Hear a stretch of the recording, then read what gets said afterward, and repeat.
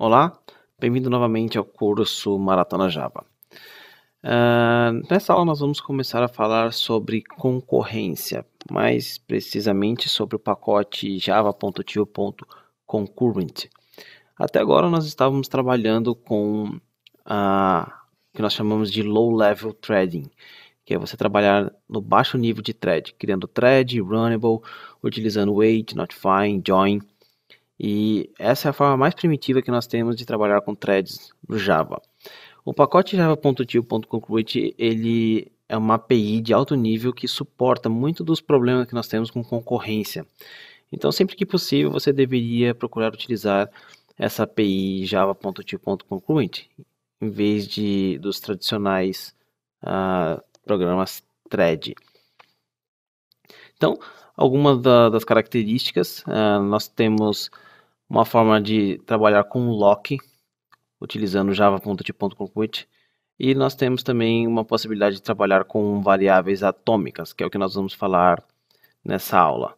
Mas tudo isso com uma maior flexibilidade e com um custo menor e uma sintaxe mais simples do que trabalhando diretamente com threads. Então, vamos falar sobre variáveis atômicas. É um pouco complicado utilizar um exemplo simples num contexto geral. Então, eu vou utilizar o mesmo exemplo que a Kate Sierra utilizou no livro da certificação, que ele fala sobre um spawn de monstros. Então, imagine que você está jogando um joguinho lá e você tem os zumbis nascendo e você é o jogador que está matando aqueles zumbis. E toda vez que você mata o zumbi, eles precisam criar um outro zumbi no mapa.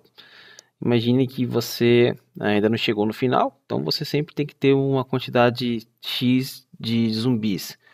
Você, como jogador, é a thread e os zumbis será o contador que nós temos que manter atualizado. Então, é como se fosse duas threads acessando os zumbis. Uma você matando e a outra você criando. Vamos exemplificar esse exemplo aqui. Vou exemplificar esse exemplo, foi bom. Vamos simplificar esse programa aqui, criando um novo pacote. ZZ é concorrência. Vamos criar aqui um pacote concorrência. Criar uma... Na verdade não era um pacote. Peraí, deleta.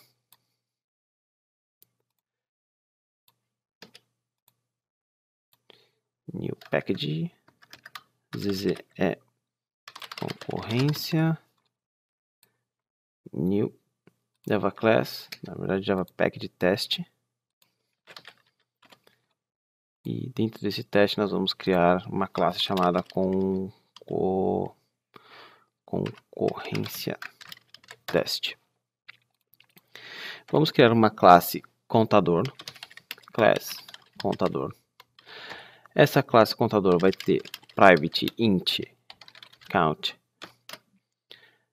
E vamos criar aqui public void increment count contador count mais. E vamos criar um getter para esse count. Legal. Agora vamos criar uma classe incrementador thread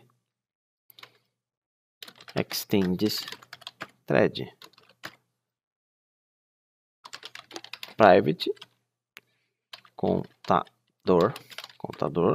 Vamos criar um construtor aqui. Pronto. Alt insert. Aí você seleciona o construtor e o run, public void run. Então, para você trabalhar com um pacote java.tio.concurrent, você precisa ter um bom entendimento do que é uma thread, o que é um runnable, o que o wait, o notify all e o join fazem. Vamos criar um for 10.000. E o que nós vamos fazer é chamar contador.increment. Lembre-se que esse i é uma variável local e variáveis locais são thread safe. PSVM. Vamos criar aqui contador C. Recebe new contador. Incrementador thread IT1. Recebe new incrementador thread passando C. Ctrl D para duplicar. IT2. IT1.start. IT2.start. Eu vou dar um join. A thread main espera essa thread 1 acabar e depois it2.join. Vamos colocar a exceção na assinatura do método e vamos executar. Bom, executando esse código, supostamente deveria ser 20.000 o resultado final. Falta imprimir aqui. Contado c.getCount. Esse cara deveria ser 20.000 porque nós estamos incrementando duas vezes 2 fors aqui com 10.000 cada um. Ctrl Shift F10. É bem longe de 20.000. Novamente. Então você pode ver que pelo jeito nós não vamos conseguir aquele 20.000. Bom, nós poderíamos colocar o código sincronizado. Nós poderíamos sincronizar esse carinha aqui. E aí nós teríamos o resultado 20.000. Só que sincronismo, vocês têm que lembrar que sempre vai ser custoso para o processador. Porque você precisa prender, você precisa obter o lock daquele objeto. E o segredo todo aqui, o nosso problema é justamente nessa linha 10. Porque você pode pensar que isso daqui é apenas uma linha de instrução, mas na verdade não é apenas uma linha. Na verdade, não temos como saber se é uma linha ou não, mas você deve presumir que nunca será apenas uma linha. O que acontece aqui é que esse valor count ele é copiado para uma variável temporária. Essa variável temporária é incrementada e o valor dessa variável temporária é copiado de novo para esse campo count. Isso é feito pelo processador, pela CPU. Você não tem controle sobre isso. Então você sempre deverá agir, pensar como se uma única linha no Java tem vários passos, é concluído através de vários passos. Então isso é uma coisa que sempre você deve levar em consideração. Então, agora nós vamos utilizar o pacote java.til.concurrentAtomic para resolver esse problema. Deixa eu primeiro mostrar aqui como é que nós fazemos. E depois eu vou explicar qual é a diferença dele para o Synchronized que nós utilizamos aqui. Primeiro nós vamos criar aqui private atomic integer. Então você pode ver que você tem atomic integer, boolean, integer array e assim por diante. Então você tem várias carinhas aqui que você pode utilizar dentro do pacote atomic. Nós queremos atomic integer. Atomic integer recebe new atomic integer. Bom, eu vou deixar esse atomic integer juntamente com esse increment aqui. Vou colocar aqui atomic integer ponto get and increment e vou criar um getter atomic integer, só que em vez de atomic integer eu vou retornar um int e vou chamar aqui um ponto int value.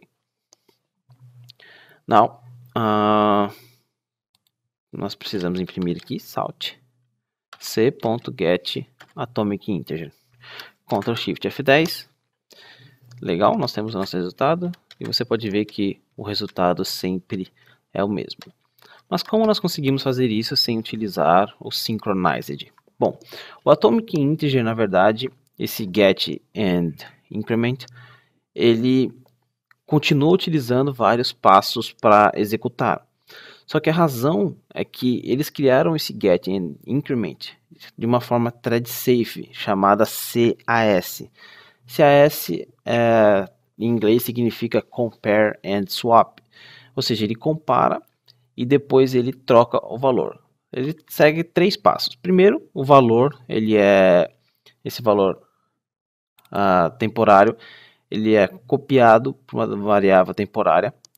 Em seguida, esse valor temporário é incrementado e depois, antes de você retornar o valor aqui para esse atomic integer, a CPU ela vai comparar o valor desse count desse atomic integer aqui dentro, o valor dele, com o valor da variável temporária. Então, ele compara a variável temporária com o valor original. Se for diferente, então ele faz o swap, ou seja, ele troca o valor antigo por esse novo valor. Então, primeiramente, o valor é guardado dentro de uma variável temporária, a variável temporária é incrementada, e depois ele faz uma comparação da variável temporária com o atual contador, o valor original. Se não tiver nenhuma mudança, ele troca, senão ele vai fazer esses passos novamente sem a interferência de uma thread, porque justamente nessa parte que pode acontecer o problema. Ele guardou numa variável temporária e nisso o valor original ele foi alterado. Então é por isso que nós geralmente temos problemas aqui com esse count. Aí você pode executar quantas vezes quiser que você vai ter o resultado 20.000. E é muito melhor de trabalhar do que utilizando sincronize em questão de performance. Então, essa foi a aula sobre atomic integer. Na próxima aula nós vamos falar sobre os locks do pacote java.til.conclude. Então, eu vejo vocês na próxima aula. Até mais.